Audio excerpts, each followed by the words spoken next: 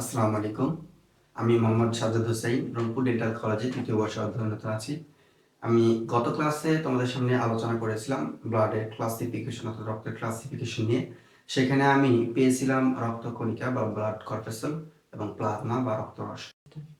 আচ্ছা, আমি তোমাদের সামনে এখন আলোচনা করতে যাচ্ছি রেড ব্লাড সেল বা লোহিত রক্তকণিকা বা ইরাইথ্রোসাইট। আচ্ছা দেখো, এই ইরাইথ্রোসাইটটা কি? রক্তরসের ভাসমান গোল দ্বিঅবতল নিউক্লিয়াসবিহীন রক্তকণিকাকে বলা হয় লোহিত রক্তকণিকা বা রেড ব্লাড সেল বা ইরাইথ্রোসাইট। এখন এই ইরাইথ্রোসাইটের মরফোলজিতে আমরা কি পাই? আমরা দেখি এই ইরাইথ্রোসাইটের কোথা থেকে উৎপত্তি, এর সংখ্যা কত, এর কাজ কি, এর আয়ুকাল কত, তারপরে এর বিভিন্ন রকমের যে জটিলতা আছে সেটা নিয়ে আজকে আলোচনা করব। আচ্ছা, এখন আমি দেখব যে এর উৎপত্তি কোথা থেকে। দেখো, প্রথমত আমরা এর বৈশিষ্ট্যটা নেব যে এর বৈশিষ্ট্যটা কেমন। আমি শুরুতেই বললাম যে এর বৈশিষ্ট্য হচ্ছে গোল। দেখো, এটা হচ্ছে গোল স্থিতিস্থাপক দ্বিঅবতল। কেমন? যে আমরা ছোটবেলায় যে মিল্ক ক্যান্ডি খাইতাম সেরকম, যে মাঝের অংশটা একটু পাতলা আর পাশে একটু থিকনেস একটু বেশি। তারপরে কি নিউক্লিয়াসবিহীন এই নিউক্লিয়াসবিহীন হওয়ার কারণে এই কণিকাটা কি হয়, বিভাজিত হতে পারে না। বিভাজিত হয়ে অন্য অন্য সেলের মতো স্ববিভাজিত হয়ে অধিক কোষে পরিণত হতে পারে না। এই জন্য একে সেল না বলে কণিকা বলা হয়। তারপরে কি চাকতির মতো, মানে গোল একটা রাউন্ড শেপ। তারপরে কি দেখো, লাল বর্ণের। আচ্ছা, এবার আসি আমরা সংখ্যা। তাহলে এই লোহিত রক্তকণিকার সংখ্যা কত? দেখো, ভ্রূণ দেহে আছে কত? 80 থেকে 90 লাখ ভ্রূণ দেহে, অর্থাৎ ভ্রূণ যখন পেটে থাকবে তখন এই লোহিত রক্তকণিকার সংখ্যা হবে 80 থেকে 90 লাখ। আচ্ছা, যখন শিশু হবে, নবজাতক হবে, সেক্ষেত্রে এই লোহিত রক্তকণিকার সংখ্যা হবে 60 থেকে 70 লাখ। 60 থেকে 70 লাখ। এখন দেখো, একজন পূর্ণবয়স্ক পুরুষে এই সংখ্যাটা কত হবে? এই সংখ্যাটা হবে হচ্ছে তোমার 50 থেকে 54 লাখ। কত? এই ব্লাড সেলটা কত হবে? 50 থেকে 54 লাখ। এবং পূর্ণবয়স্ক মহিলাতে কি হবে? দেখো, 40 থেকে 49 লাখ। কত হবে? 40 থেকে 49 লাখ। অর্থাৎ পূর্ণবয়স্ক পুরুষে হবে 50 থেকে 54 লাখ এবং পূর্ণবয়স্ক মহিলা দেহে হবে হচ্ছে 40 থেকে 49 লাখ। এটাকে যদি মিলিয়ে নিয়ে যাই তাহলে কি হবে? দেখো, পূর্ণবয়স্ক পুরুষের এই লোহিত রক্তকণিকার সংখ্যা হবে 5 থেকে 5.4 মিলিয়ন, আর মহিলা দেহে হবে হচ্ছে 4 থেকে 4.9 মিলিয়ন। আচ্ছা, এগুলো সংখ্যার্থ। এবার আসি আমরা এই উপাদান কি কি আছে। এখানে আছে হচ্ছে পানি এবং কিছু জৈব পদার্থ। আচ্ছা, তারপর দেখো এর উৎপত্তি কোথায়। এর উৎপত্তি হচ্ছে মানব ভ্রূণ, যখন এটা ভ্রূণের অবস্থা থাকবে তখন 3 সপ্তাহ বয়সে, কয় সপ্তাহ? 3 সপ্তাহ বয়সে এটা মানব ভ্রূণের কুসুমথলিতে, কোথা থেকে দেখো, কুসুমথলিতে এটা উৎপত্তি শুরু হয় সেখান থেকে। তারপরে কোথায় হবে? যখন পরিণত বয়স হবে, যখন ম্যাচিউর হয়ে যাবে, অর্থাৎ ভ্রূণটা যখন জন্মগ্রহণ করবে শিশু অবস্থা থেকে, তখন থেকে কোথা থেকে উৎপন্ন হবে? রিবস থেকে উৎপন্ন হবে। রিবস বলতে বুকের পাঁজর। তারপর হচ্ছে তোমার বড় বড় লং বোন যেগুলো আছে, অর্থাৎ বড় অস্থি যেগুলো আছে সেগুলোর যে অস্থিমজ্জা আছে সেখান থেকে হবে। তারপর হচ্ছে পরশুকা আমাদের রিবস। তারপর স্টার্নাম থেকে হবে, যে বুকের পাঁজরের মাঝে যেটা অংশ আছে এখান থেকে হবে। তারপর কশেরুকা, যে আমাদের যে মেরুদণ্ডের যে খন্ড খন্ড যে অংশগুলো রয়েছে সেটাকে বলা হয় কশেরুকা। এবং লং বোন যেটা আছে আমাদের হাতের হিউমেরাস, রেডিয়াস, এই লং বোন থেকে হবে। আবার শ্রেণী অস্থিচক্র, যে আমাদের যে শ্রেণী আছে সেই অস্থিচক্রের যে মস্তিমজ্জা আছে সেখান থেকে হিমাটোব্লাস্ট নামক কি কোষ, হিমাটোব্লাস্ট নামক কোষ থেকে লোহিত রক্তকণিকা উৎপন্ন হয়। এই যে লোহিত রক্তকণিকা উৎপন্ন হচ্ছে, এই উৎপন্ন হওয়ার প্রক্রিয়ার নাম হচ্ছে ইরাইথ্রোপয়েসিস। প্রক্রিয়াটার নাম কি? ইরাইথ্রোপয়েসিস। যেহেতু ইরাইথ্রোসাইট ইজ ইকুয়াল টু, আমরা জানি যে রেড ব্লাড সেল বা লোহিত রক্তকণিকা, এই জন্য এই রেড ব্লাড সেলের উৎপাদন প্রক্রিয়ার নাম হচ্ছে ইরাইথ্রোপয়েসিস। আচ্ছা, এবার আসি আমরা ধ্বংসপ্রাপ্ত। আচ্ছা, ধ্বংসপ্রাপ্তি কোথায় হবে? দেখো, যকৃৎ, প্লীহা এবং অস্থিমজ্জার ম্যাক্রোফেজের মাধ্যমে। ও যকৃতের ধ্বংসপ্রাপ্তি হবে যখন ভ্রূণ দেহে, আরেকটা করতে হবে, ভ্রূণ দেহে যখন মানব ভ্রূণ ছিল তখন 3 সপ্তাহ বয়সে কুসুমতলিতে উৎপন্ন হয়েছে। আচ্ছা, তারপরে কি হয়েছে? দেখো, এই যকৃৎ এবং প্লীহা, যখন ভ্রূণটা একটু বড় হয়েছে, অর্থাৎ 6 মাস এর পরে এই যকৃৎ প্লীহা কিন্তু লোহিত রক্তকণিকা উৎপাদন করেছে। কিন্তু যখন আমরা দেখি যে ভ্রূণটা জন্মগ্রহণ করেছে, অর্থাৎ ভূমিষ্ঠ হওয়ার পরে এই যকৃৎ এবং প্লীহা ঠিক এর উল্টো কাজটি করে। কি করে? এই লোহিত রক্তকণিকাকে ভেঙে দেয় অথবা বিনষ্ট করে দেয়। কিসের মাধ্যমে? এই লোহিত রক্তকণিকাতে অবস্থিত যকৃৎ, প্লীহা এবং অস্থির মাঝে অবস্থিত যে ম্যাক্রোফেজের মাধ্যমে। ম্যাক্রোফেজ হচ্ছে একটা বড় ধরনের রক্তকণিকা, যেটা হচ্ছে হোয়াইট ব্লাড সেল বা শ্বেত রক্তকণিকার একটা অংশ, যেটা হচ্ছে মনোসাইট এবং লিম্ফোসাইট নিয়ে গঠিত। এটা হচ্ছে ম্যাক্রোফেজ। এর কাজ কি? যে কোষগুলো নষ্ট হয়ে যায়, লোহিত রক্তকণিকা আয়ু শেষ হয়ে যায়, এই আয়ু হচ্ছে লোহিত রক্তকণিকার আয়ু হচ্ছে 120 দিন অথবা 4 মাস। তাহলে এই আয়ুটা যখন শেষ হয়ে যায় তখন এই যকৃৎ, প্লীহা এবং অস্থিমজ্জার যে ম্যাক্রোফেজ আছে তার মাধ্যমে এই লোহিত রক্তকণিকাগুলো ধ্বংস হয়। আচ্ছা, প্রতি সেকেন্ডে আমাদের দেহে লোহিত রক্তকণিকা ধ্বংসের সংখ্যা হচ্ছে 10 লক্ষ থেকে 1 কোটি। 10 লক্ষ থেকে 1 কোটি প্রতি সেকেন্ডে আমাদের দেহে লোহিত রক্তকণিকার সংখ্যা দেহের স্ট্রাকচার ভেদে 10 লক্ষ থেকে 1 কোটি প্রতি সেকেন্ডে ধ্বংস হচ্ছে। আচ্ছা, তারপরে আমরা আসি যে এই লোহিত রক্তকণিকা যে এখানে ধ্বংস হচ্ছে, সবচেয়ে বেশি ধ্বংস হচ্ছে যকৃৎ এবং প্লীহাতে। এই জন্য এই যকৃৎ আর প্লীহাকে বলা হয় লোহিত রক্তকণিকার কবরস্থান। এর জন্য আমাকে বলা হয় লোহিত রক্তকণিকার কবরস্থান। আচ্ছা, এবার আসি ভ্রমণকাল। আমরা জানি যে একটা আমাদের দেহের মধ্য দিয়ে ব্লাড অনবরত প্রতিনিয়ত প্রবাহিত হচ্ছে এবং এই প্রবাহ কাল কি প্রতি মিনিটে একটা ব্লাড সেল অর্থাৎ একটা লোহিত রক্তকণিকা প্রতি মিনিটে সমগ্র দেহ একবার ভ্রমণ করে আসে। এমনকি মানুষের লোহিত রক্তকণিকার যে জীবদ্দশা অর্থাৎ 4 মাস বা 120 দিন, এই 120 দিনে এই লোহিত রক্তকণিকাটা সমগ্র দেহে 1100 কিলোমিটার পথ অতিক্রম করে। কত কিলোমিটার? 1100 কিলোমিটার পথ অতিক্রম করে। আচ্ছা, তারপরে কি দেখো, প্রত্যেকটি আরবিসি প্রায় 15 থেকে 16 গ্রাম, কত গ্রাম? 15 থেকে 16 গ্রাম হিমোগ্লোবিন প্রতি মিলিলিটারে ধারণ করে। প্রতিটা হিমোগ্লোবিন প্রতিটি আরবিসি প্রায় 10 থেকে 16 গ্রাম হিমোগ্লোবিন ধারণ করে। প্রতি 100 মিলিলিটার ব্লাডে প্রতিটি আরবিসি প্রায় 15 থেকে 16 গ্রাম হিমোগ্লোবিন ধারণ করে। কিন্তু আমরা জানি যে ব্লাডে, যেহেতু আমরা পড়েছিলাম যে ব্লাডের কঠিন পদার্থের মধ্যে ছিল আয়রন বা লৌহ, সেটার পরিমাণ কত? তাহলে প্রতিটি আরবিসিতে ব্লাডের পরিমাণ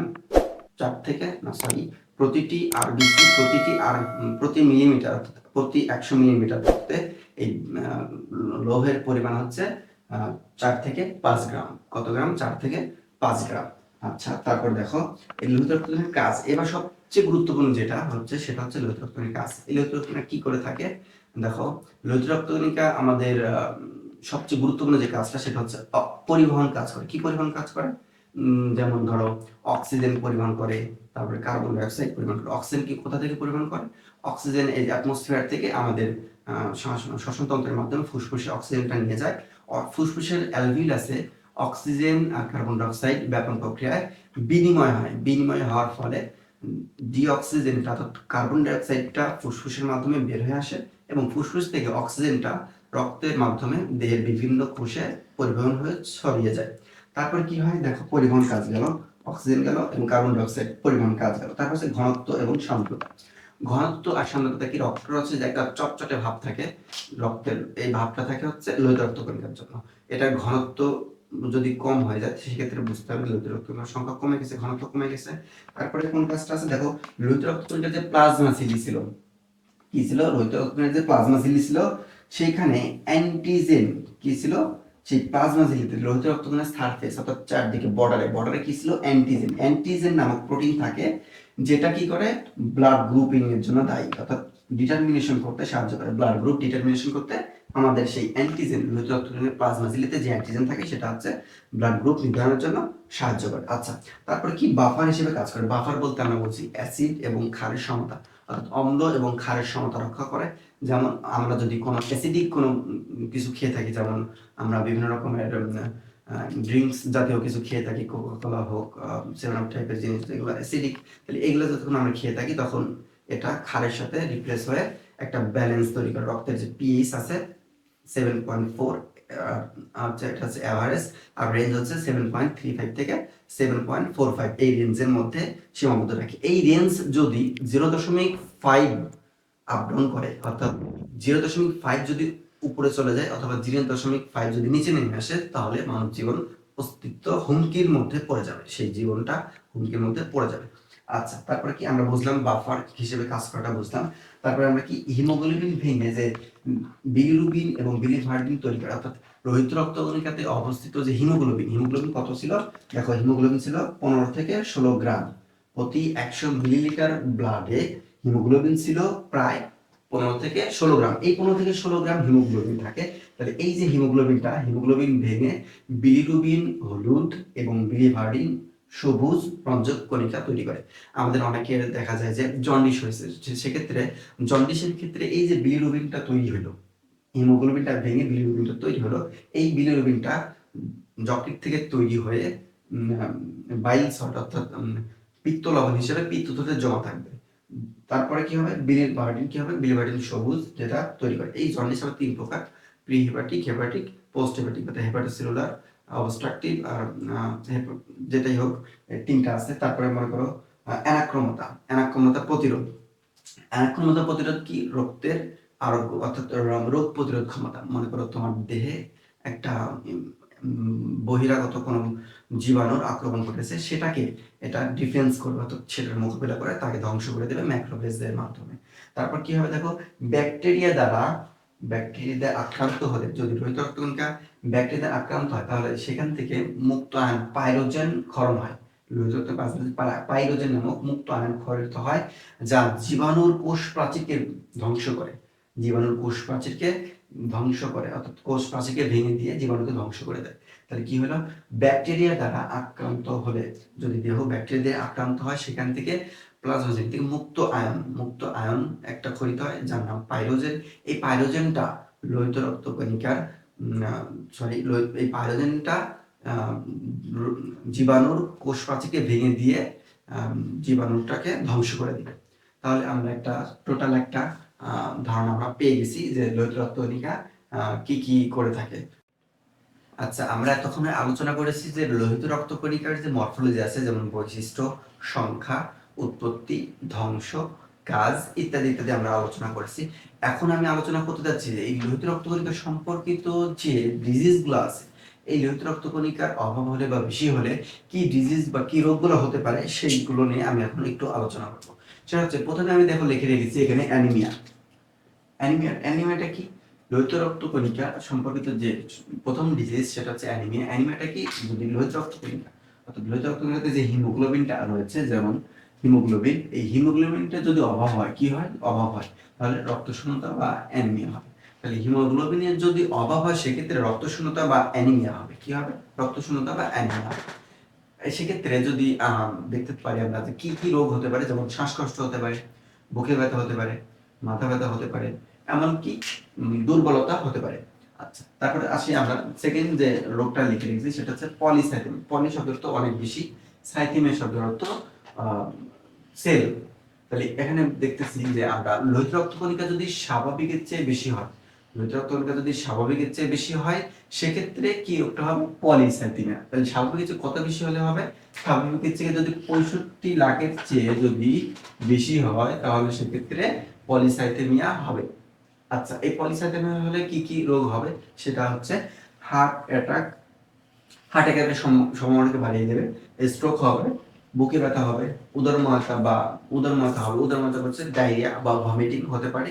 আর কি হতে পারে, পেপটিক আলসার, অর্থাৎ পাকস্থলীর যে আলসারটা হয় সেটা হতে পারে। তাহলে কি হতে পারে, পলিসাইথেমিয়া হলে এটা হবে। আচ্ছা, 3 নাম্বারটা ডিজিজটা আমি লিখে রেখেছি, সেটা হচ্ছে অলিগোসাইথেমিয়া। অলিগো শব্দটা হচ্ছে কম, অলিগো মানে কম, অনেক কম।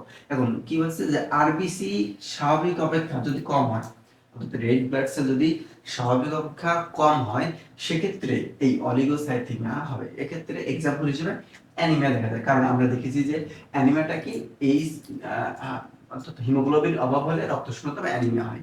এই অ্যানিমিয়া কতটুকু অভাব হলে হবে, স্বাভাবিকের চেয়ে যদি লোহিত রক্তকণিকার সংখ্যা অর্থাৎ 50 লাখের চেয়ে যদি 25% কম হয়, কত পার্সেন্ট, 50 লাখের চেয়ে যদি 25% কম হয়, কত পার্সেন্ট, 25% যদি কম হয়, সেক্ষেত্রে অ্যানিমিয়া হবে। আর এই অলিগোসাইথিয়ামিয়া কি, এই আরবিসির সংখ্যাই কমে যাবে, সেক্ষেত্রে এই অ্যানিমিয়া হবে। অ্যানিমিয়া হলে কি কি সাইন হবে? শ্বাসকষ্ট হবে, দুর্বলতা হবে, মাথা ব্যথা হবে এবং ক্লান্তি বোধ হবে। আচ্ছা, 4 নাম্বার যে আমি রোগটা লিখে রেখেছি সেটা হচ্ছে থ্যালাসেমিয়া। থ্যালাসেমিয়া হচ্ছে একটা জিন ঘটিত রোগ। প্রচ্ছন্ন লিথাল জিনের কারণে এটা হয়। প্রচ্ছন্ন লিথাল জিন বলতে আমরা কি বুঝি? মানুষের যে সেক্স ক্রোমোজোম রয়েছে সেখানে দুইটা রকম জিন কাজ করে, সেটা একটা হচ্ছে প্রকট জিন আর একটা হচ্ছে প্রচ্ছন্ন জিন। এই প্রচ্ছন্ন জিনের কারণে এই থ্যালাসেমিয়া রোগটা হতে পারে। এই থ্যালাসেমিয়া রোগ হলে কি হবে দেখো, যে এই হিমোগ্লোবিনটা ভেঙে যাবে। কি হবে? হিমোগ্লোবিনটা ভেঙে যাবে। এই হিমোগ্লোবিনটা ভেঙে গেলে কি হবে? হিমোলাইটিক অ্যানিমিয়া হবে। এবং সংশ্লেষণ বা এই হিমোগ্লোবিন ভেঙে যাবে বা এই হিমোগ্লোবিন তৈরির যে প্রক্রিয়াটা সেটা জটিলতা দেখা দেবে। সেটা কি হবে? জটিলতা দেখা দেবে, অর্থাৎ এটা একটা বংশগত রোগ। আচ্ছা, এই থ্যালাসেমিয়া হলে কি কি হতে পারে? থ্যালাসেমিয়া হলে কি কি হতে পারে দেখো, এখানে লিখে রেখেছে যে রক্ত শূন্যতা। এই থ্যালাসেমিয়ার যে সাইনগুলো আছে, অর্থাৎ কি কি হলে থ্যালাসেমিয়া দেখা যায়, সেটা হচ্ছে রক্ত শূন্যতা। এই থ্যালাসেমিয়া হলে রক্ত শূন্যতা কিভাবে হয়? যে থ্যালাসেমিয়া রোগে যদি কোথাও কেটে যায় তাহলে অনবরত রক্ত ব্লিডিং হয়ে চলে যায়। ব্লিডিং হয়ে চলে গেলে সেক্ষেত্রে রক্ত জমাট ক্লটিং হয় না, রক্ত ব্লাড যে ক্লট করে যে জমট মানে ওটা সেরে যাবে সেটা আর হয় না, সেক্ষেত্রে রক্ত শূন্যতা হয়। আবার যকৃত স্ফীত, যকৃত স্বাভাবিক থাকে না, যকৃতটা ফুলে যায়। তারপর কি হয়? প্লীহা স্ফীতি, প্লীহাটা ফুলে যায়। তারপর কি দেহের বৃদ্ধি ব্যাহত হয়, অর্থাৎ বাচ্চাটা ছোটই থেকে যায়, বড় হয় না, মানে শিশু অবস্থায় তাই এর অধিক সময় ধরে কেটে থাকে। তারপর কি মাথা বড় হয়, স্বাভাবিক অবস্থা থেকে এর মাথাটা অনেক বড় হয়ে যায় এবং আরবিসির সংখ্যা, লোহিত রক্তকণিকার সংখ্যাটা অনেক পরিমাণে কমে যায় এবং ভিকটিম, অর্থাৎ যে শিশুটি এই থ্যালাসেমিয়া রোগটা হবে সেই শিশুটি ছোটবেলায় অর্থাৎ ছোট থাকতেই মারা যেতে পারে। আচ্ছা, তাহলে আমরা টোটাল একটা সামারি করতে পারি। প্রথমে আমরা পড়লাম কি লোহিত রক্তকণিকার বৈশিষ্ট্য করলাম, গোল দ্বিঅবতল নিউক্লিয়াস বেইন স্থিতিস্থাপক করলাম। তারপরে কি করলাম? তারপর করলাম আমরা সংখ্যার মধ্যে ছিল ভ্রূণ দেহে কত, তারপরে হচ্ছে তোমার শিশু দেহে কত, তারপরে হচ্ছে পূর্ণবয়স্ক স্ত্রী দেহে কত, তারপর মহিলাদের দেহে কত, তারপর ইত্যাদি ইত্যাদি। এবার ধ্বংসপ্রাপ্তি করলাম, যকৃত, প্লীহা, ম্যাক্রোফেজের মাধ্যমে ধ্বংস হয়। আবার আমরা পড়লাম কাজ, গুরুত্বপূর্ণ কাজ পড়লাম, অক্সিজেন ক্যারি করবে, তারপর কার্বন ডাইঅক্সাইড ক্যারি করবে, অম্লক্ষারের ভারসাম্য রক্ষা করবে, তারপর হচ্ছে অ্যানাক্রমতা প্রদর্শন করবে। তারপরে বললাম যে অ্যান্টিজেন নামক পাইরোজেন নামক একটা রাসায়নিক পদার্থ ক্ষরণ করে বহিরাগত যদি কোনো জীবাণু দেহ অ্যাটাক করে তাহলে সেই জীবাণুর কোষঝিল্লিকে ফেটে দিয়ে সেই জীবাণুটাকে মেরে ফেলবে, ইত্যাদি কাজ করা। এই লোহিত রক্তকণিকাটা খুবই খুবই গুরুত্বপূর্ণ ফর অ্যাডমিশন এবং এইচএসসি এক্সামিনেশন। তোমরা ভালোভাবে এই লোহিত রক্তকণিকাটা আয়ত্ত করে নেবে এবং আমি যেটুকু দেখিয়ে দিয়েছি তোমাদেরকে, অলমোস্ট এর মধ্যে থেকেই সব এক্সাম দেখে থাকবে যে এর মধ্যে থেকেই চলে এসছে সবগুলো এক্সামে। দেখবে তুমি যদি কোশ্চেন ব্যাংক সলভ করো অথবা এইচএসসি এক্সামিনেশনের যে কোশ্চেনগুলো যদি সলভ করো, দেখবে যে মোস্ট অফ দ্য কোশ্চেন এর মধ্যে থেকেই চলে আসছে। অতএব তোমরা যদি ক্লাসটা এখন যদি ভালো লেগে থাকে তোমাদেরকে, তো তোমরা যদি এই ক্লাসটা যদি তোমাদের ভালো লেগে থাকে তাহলে অবশ্যই লাইক কমেন্ট শেয়ার করার মাধ্যমে আমাদেরকে সাপোর্ট করবা। এমনকি এই ক্লাসগুলো করে নিজের বেসটাকে স্ট্রং করার চেষ্টা করবা। আর নিজের বেসটাকে স্ট্রং করে